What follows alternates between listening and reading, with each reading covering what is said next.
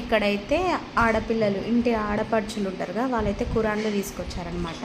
Then after అక్క వాళ్ళు ఇక్కడ వాస్తు పూజ అయితే స్టార్ట్ చేశారనమాట. ప్రతి కొత్తింటి గృహప్రవేశానికి వాస్తు పూజ, హోమం, వ్రతం ఇవి కంపల్సరీ కదా.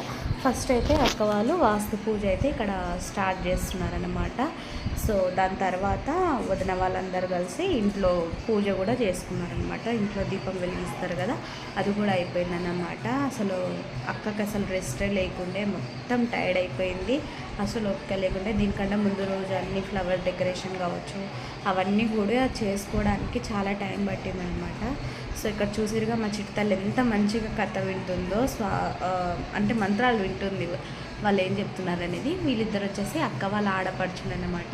వీళ్ళిద్దరు ఇప్పుడు వచ్చేసి ఇంట్లో దీపం పెట్టేసి, వీళ్ళే పెట్టాలి కదా ఫస్ట్ ఇంటి ఆడపడుచులు, వాళ్ళైతే ఇప్పుడు దీపం పెట్టేస్తున్నారు అనమాట.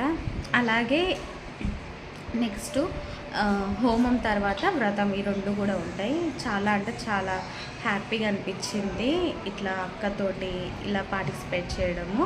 సో మా రిలేటివ్స్, అక్క వాళ్ళ సైడ్ రిలేటివ్స్ అందరూ కూడా వచ్చేసి అందరూ అక్కకి ఎటువంటి ప్రాబ్లం లేకుండా మంచిగా అన్నీ హెల్ప్ చేశారనమాట. ఇక్కడ మా చింతల్లి మంచి స్టిల్స్ ఇస్తుంది, ఫోటోగ్రాఫర్ పక్కకు ఏం చెప్తున్నాడో అవి చూసి స్టిల్స్ ఇస్తుంది.